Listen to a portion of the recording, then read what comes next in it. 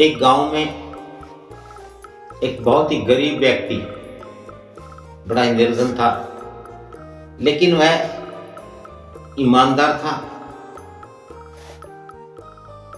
और मेहनती था। लेकिन उस जमाने में, उस राज्य में अकाल पड़ा था। उसके कारण कोई रोजगार ज्यादा नहीं था, धन धान्य अधिक नहीं था। बहुत अधिक मेहनत मशक्कत करने के बाद ही किसी को रोजगार और पेट भरने को भोजन मिल पाता था। जब किसी राज्य के ऐसे हालात हों तो चोरियों की आशंका बढ़ जाती है, क्योंकि हर कोई भूख से, प्यास से, गन्य जरूरतों के जरिए परेशान होता है, दुखी होता है। और उस जमाने में अन्न की और पशुधन की बड़ी चोरी हुआ करती थी। चोर या तो अन्न चुरा ले जाते थे या पशु को चुरा ले जाते थे।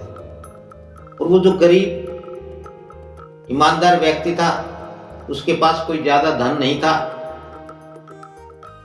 उसके घर में एक बछड़ा था गाय का, वो भी उसे किसी ने दान दक्षिणा स्वरूप दिया था। उसने अपने घर में उसे रखा। वह मेहनत मशक्कत करता, मजदूरी करता, सारा दिन एक गांव से दूसरे गांव जाता, और जब वह वापिस आता तो उस बछड़े के लिए कोई ना कोई चारा, कुछ न कुछ खाने का लेकर के आता। और वह बछड़ा उसके लाए हुए भोजन से बड़ा ही खुश रहता। और वह बछड़ा उस समय में भी, स्वभाव के दौर में भी बड़ा अच्छा फल फूल रहा था, हष्ट पुष्ट हो रहा था। और उस पर चोरों की नजर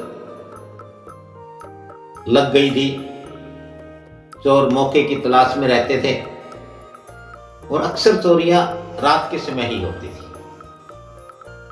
तो चोर ताक में थे कि कब अवसर मिले, किस दिन इस बछड़े को चुराया जाए। इस प्रकार से एक दिन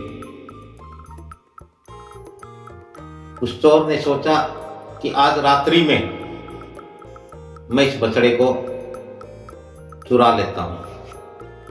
कुछ दिन का तो काम चलेगा, कुछ दिन का तो गुजर बसर होगा, क्योंकि चोर का तो काम, चोर की तो मेहनत, चोर की तो मशक्कत चोरी ही होती है।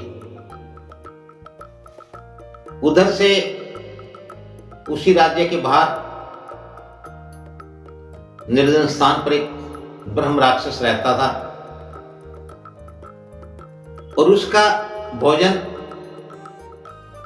केवल मनुष्य ही होते थे, वह मनुष्यों को ही खाता था। तो उस ब्रह्म राक्षस को भी कई दिन से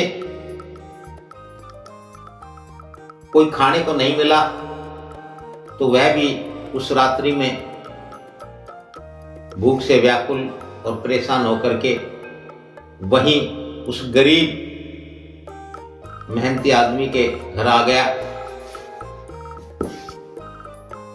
और उसने सोचा कि आज मैं इस आदमी को खाऊंगा। जब उसकी नजर पड़ी तो एक कोने में एक और व्यक्ति खड़ा था, और जब चोर की उस पर नजर पड़ी तो चोर ने देखा कि यह कोई व्यक्ति तो नहीं है, कोई आम आदमी, साधारण आदमी तो नहीं है, क्योंकि उसने देखा उसके बाल बहुत बड़े बड़े थे, बड़े लंबे बाल थे। उसकी आंखें एकदम लाल थी, उसके दांत बहुत बड़े बड़े नुकीले बाहर को निकले हुए थे, और उसकी दाढ़ी बड़ी अस्त व्यस्त थी, और वह शरीर में बहुत लंबा तगड़ा था, जिसको देखकर ही लगता था कि यह मनुष्य न होकर के अवश्य ही कोई प्रेत आत्मा या कोई राक्षस जैसा है। इस प्रकार से चोर ने उससे कहा, उससे पूछा हिम्मत करके कि तुम कौन हो। तो ब्रह्म राक्षस ने कहा कि मैं ब्रह्म राक्षस हूं।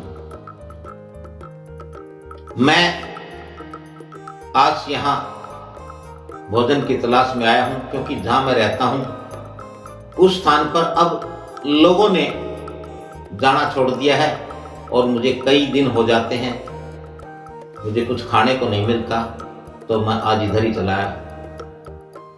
उस ब्रह्म राक्षस ने चोर से पूछा कि तुम कौन हो।